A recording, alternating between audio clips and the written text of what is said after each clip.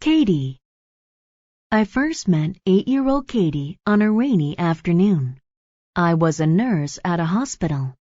The clerk at the desk told me about Katie. She was there because she felt a lot of pain.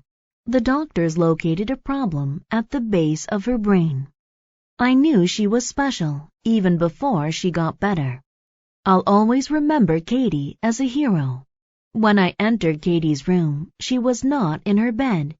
She was in a chair next to Tommy, a little boy. Though Katie did not feel well, she was playing with Tommy and his toys. It took a lot of effort for her just to sit in the chair, but she played with Tommy because it made him happy. Katie was always smiling and never appeared to be in pain. She refused to just lie in bed.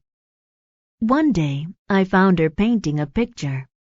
Later, she gave it to one of the older patients. Another day, she went outside to get flowers for another sick little girl. Katie made everyone smile. The doctors hurried to fix the problem in Katie's brain. The operation was successful.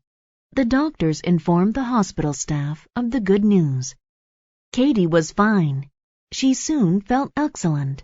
She got better and was able to leave the hospital a month later. I have had a long career as a nurse. I have met many patients.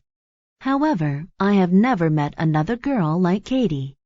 Even after she got well, she still came to the hospital. She played various games with the young patients. She read many books to the older patients.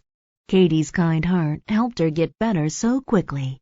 She is a hero to me and everyone else at the hospital.